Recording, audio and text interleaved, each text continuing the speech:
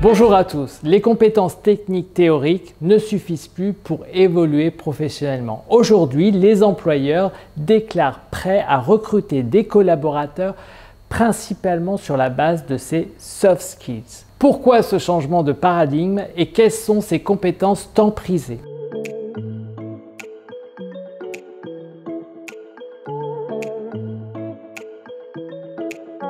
Les soft skills sont littéralement ce que l'on appelle des compétences douces. Elles correspondent à ce qu'on pourrait appeler des qualités personnelles. L'évolution du monde du travail, notamment avec l'automatisation des tâches et le développement de l'intelligence artificielle, replace l'humain au cœur des stratégies de développement et d'entrepreneuriat et ouvre le champ des possibles en faisant part belle aux soft skills. En somme, ce sont toutes ces qualités personnelles qui transforment une personne en un collaborateur efficace, agréable et moteur pour le reste de l'équipe. Reste que reconnaître ses propres compétences transversales, personnelles, sociales, comportementales, n'est pas toujours aisé. Pas de panique, je vous explique tout.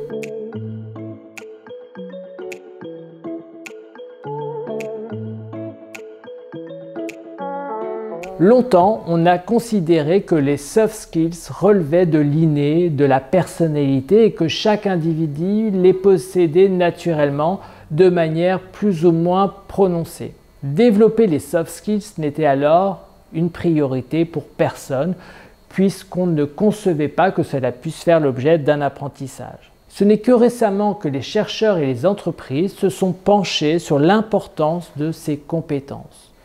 Une étude menée par l'Université d'Harvard a notamment montré que la réussite professionnelle était due à 80% à la mise en valeur de ces soft skills. Depuis l'enfance, les hard skills, ces compétences axées sur les connaissances techniques, les expériences ou encore les langues que nous parlons, constituent notre carte de visite professionnelle, le CV. Si tout ce savoir-faire reste crucial dans les différentes missions à mener, notre intégration professionnelle relève d'un savoir-être de plus en plus recherché dans les entreprises. Pour l'employeur, ces aptitudes sont destinées à déterminer la capacité d'un individu à s'adapter à une culture d'entreprise, à savoir communiquer, travailler en collaboration, évoluer dans un environnement parfois difficile ou encore faire preuve de motivation et partager les mêmes valeurs. Aux yeux des recruteurs, les soft skills répondent à toutes des interrogations. Les soft skills s'acquièrent et se développent au fil des situations et des expériences de la vie.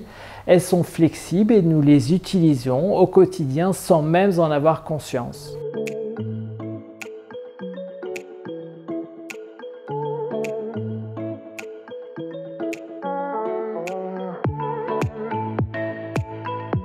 Au risque de vous décevoir, il m'est difficile d'établir une liste exhaustive de tous les soft skills existantes.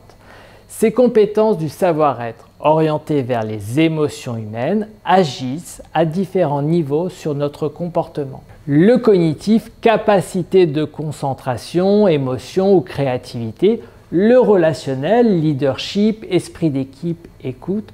L'opérationnel, capacité d'organisation, prise de décision, adaptabilité, entrepreneuriat. 5 conseils au cadre pour faire émerger et favoriser le développement des soft skills. 1. Privilégier l'organisation transversale plutôt que la verticalité. 2. Gérer, manager en mode projet. 3. Encourager la délégation et par conséquent la responsabilisation. 4. Déployer la communication dans l'ensemble de l'entreprise. 5. Manager en proximité.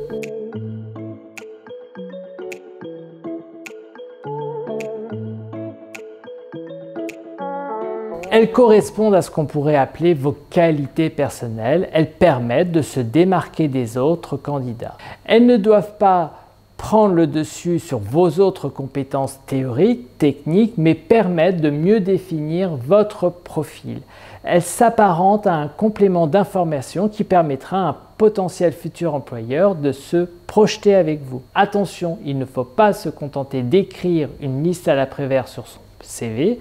Il vous faut de manière implicite savoir les démontrer au travers de vos expériences, lettres de motivation et ensuite au cours de l'entretien de recrutement.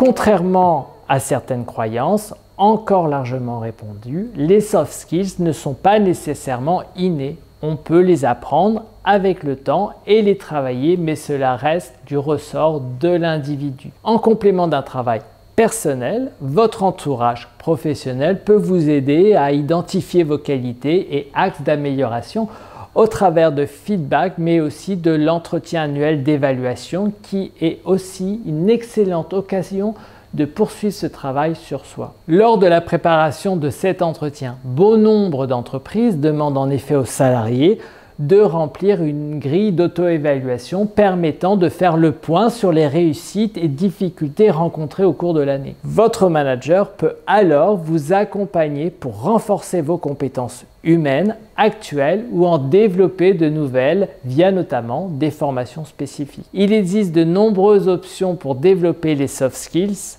séances de coaching, ateliers, training.